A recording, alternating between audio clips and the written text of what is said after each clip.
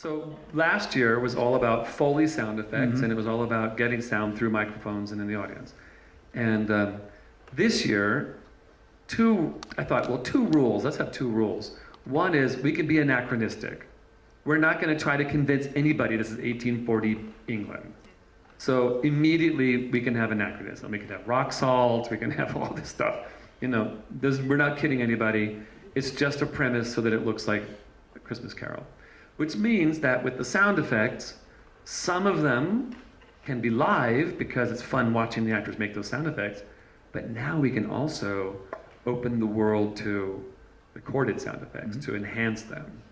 Yeah, in years past for Wonderful Life and then the two radio years of Christmas Carol, as Sean said, the sound aspect was you had your microphones on stage, and then the big one was our sound effects tables, which I would usually put like 7 or 8 microphones on in various places, and it was working with the actor who was the Foley artist, saying, okay, no, this microphone does this really well, this microphone does this really well, but now we're not doing that, and now we have, I feel, a really good blend of the actors doing it live on stage, anywhere on stage, not just in the little area back there. They can come out and bring it, and their body microphones are good at picking it up, and then I tried as much as I could to kind of mix the called sounds with them as much as I could. Some of them are very obvious that yes, it's someone hitting go on a cue, but a few of them I try to sneak in there when the actors are doing a lot of Foley as well to try to create a larger soundscape right there. So that was a lot of fun.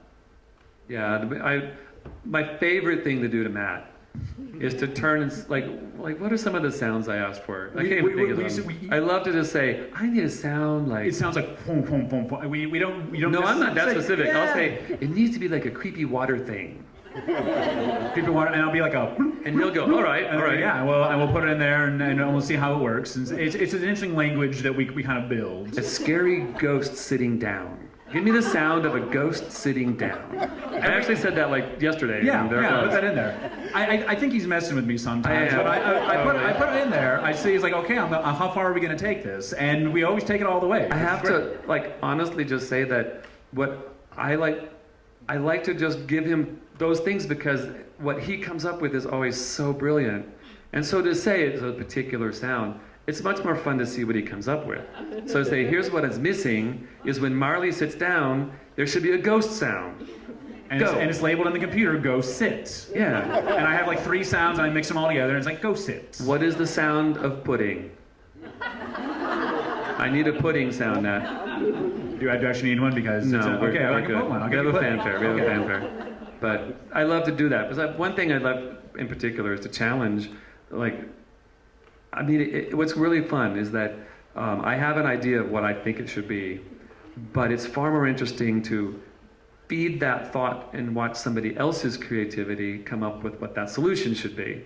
And the sum of the parts becomes the play that we all created instead of some one person slavishly dictating every single aspect of the play, which definitely happens. Some directors, that's what their approach is, not mine. I'm so much more interested in what everyone else does.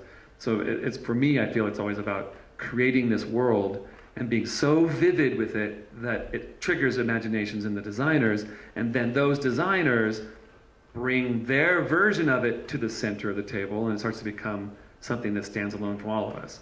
So that's why I do that. But I am messing with you. Okay, well, too bad.